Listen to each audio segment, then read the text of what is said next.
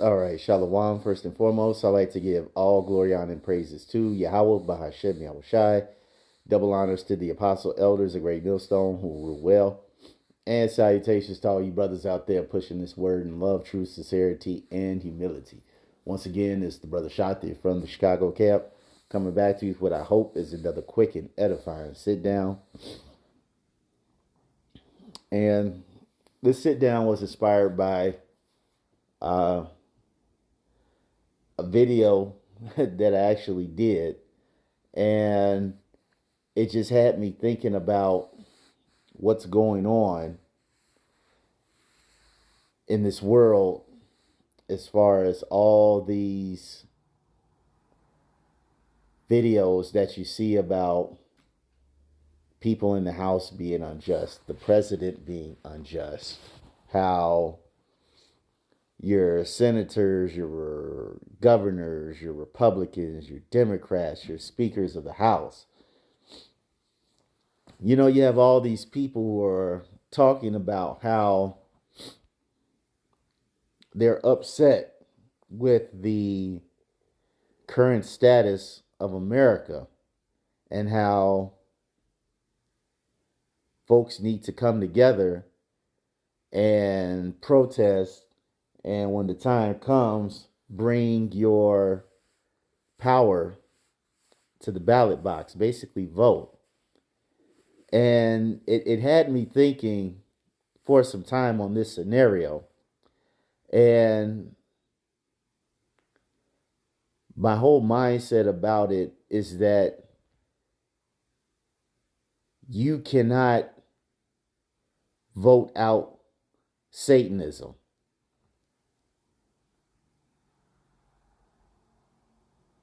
You can't vote out Satanism. Okay? Satanism is a mentality that's deeply entrenched in the minds and the spirits of many people in this world. And it cannot be solved by simply speaking your mind, protesting, and then going to a ballot box. That is not the answer. You cannot vote out evil. You cannot vote out Satanism. You cannot vote out wickedness. All these things you cannot vote out. Okay, as the scripture tells us, I believe that's in Ephesians 6 and 7. Is it 6 and 7? Or 6 and 17?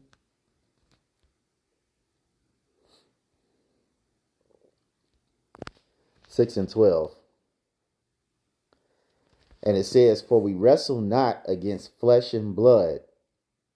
All right, they meaning that we don't wrestle against the physical. We don't wrestle against the things that we can perceive and operate with the five senses of seeing, hearing, taste, touch, smell. Okay, the weapons of our warfare are not about that. They're not about knives. They're not about guns. They're not about voting. Okay, so we wrestle not against flesh and blood, but against principalities, against powers, against the rulers of darkness of this world. And who's that? The elite, the wicked, spearheaded by the head tribe of Amalek and all these other Edomites under them. All right. What's that in Job 10? The place where he goes to is of darkness and gross darkness. Roughly paraphrasing. But it said, but the people who are in charge of this darkness, for the most part, are the nation of Edom. And it says, against powers, against the rulers of darkness of this world, against spiritual wickedness in high places. Okay? The people that are in these positions of power, who are as I said before, in the White House, okay, in the Senate, in the House, in the Congress, in these different type of subcommittees, the people that are in these Supreme Courts, your judicial courts, your circuit courts, whatever the case may be. All right, many of these people are highly involved in Satanism, in pure evil and wickedness. And this type of wickedness cannot be put out. It can by voting. It cannot be put out by voting. You have to think about it. These people, in particular the nation of Edom, they did not get to where they were at by being nice.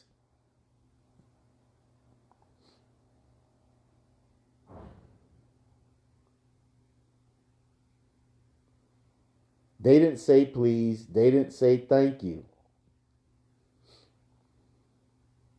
They took it by force.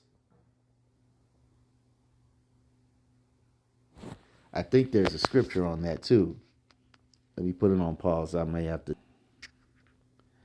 This is Matthew 11 and 12. And it says, and from the days of John the Baptist until now, the kingdom of heaven suffereth violence, and the violent take it by force. And who's the violent?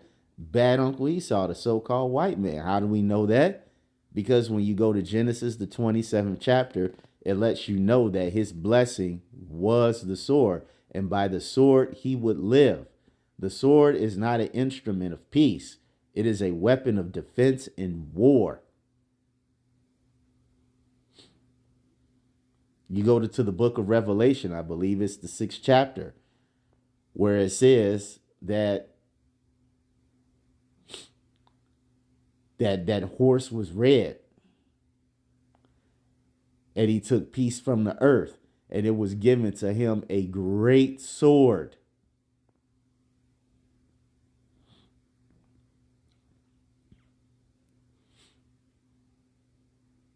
So first and foremost, the way the wicked got into authority, first and foremost, the Lord gave it to him. All right, Job 9 and 24. And then what's that in Daniel? The Most High ruleth in the kingdom of men, and he can give it to the bases of men. All right. First and foremost, it was given unto him, and he used that opportunity with his sword to get what he wanted.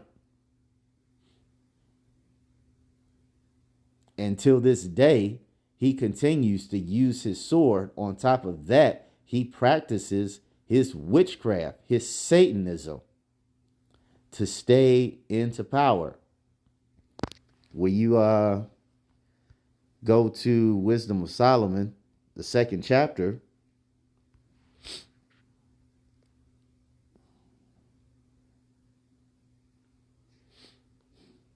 he tells you in verse 10, starting at verse 10, it says, let us oppress the poor righteous man. Let us not spare the widow, nor reverence the ancient hairs of the gray. Why? Because they feel that they have the power, which they do. They have the power. They are in control. Therefore, they like, we don't care, which leads to the next one. Therefore, let us lie in wait for the righteous, because he is not for our time.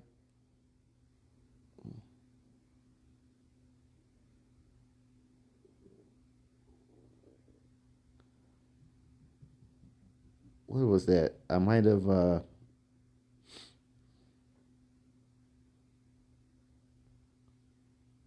no, I just skipped the 11. Sorry about that. I'm gonna read that again. Wisdom of Solomon 2 and 10. It says, let us oppress the poor righteous man. Let us not spare the widow, nor reverence the ancient gray hairs of the age. Let our strength be the law of justice, for that which is feeble is found to be nothing worth. And that law of justice is his strength, and he backs it up with his witchcraft. by doing stuff that many people have found out in the Creepstein files.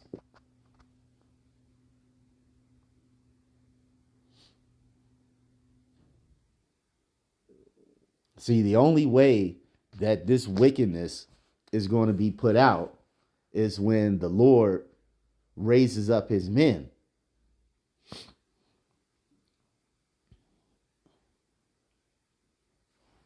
As the scripture says, let me put it on pause and find it real.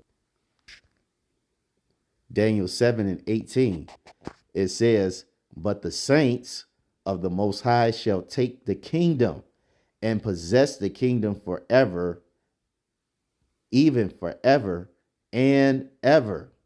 What did that say? The saints of the Most High shall take.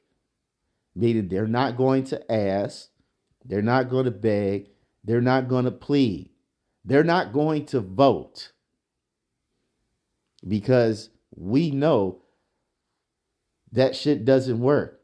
It has a long historical track record of not working.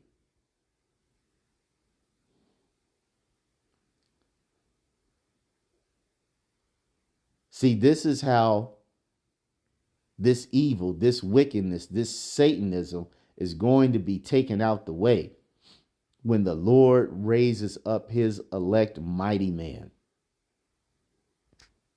I think mighty men. Sorry about that.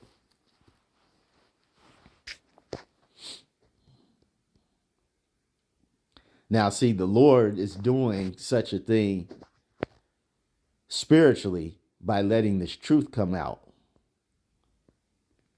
As spoken of when you go to 2nd Ezra, what's that, 6:27? And it says, for evil shall be put out, and deceit shall be quenched.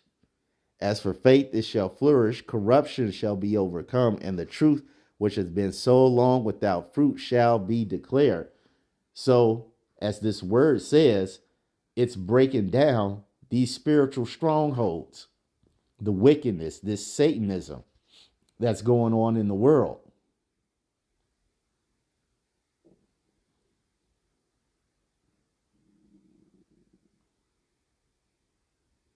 And see, once that gets taken out of the way, this guy's going to have nothing left but to use. And that's his sword. He'll have nothing to use but his sword. And then that's when the Lord is going to raise up his mighty man. And truth and that physical, angelic, spiritual power put together is going to wipe all this stuff out.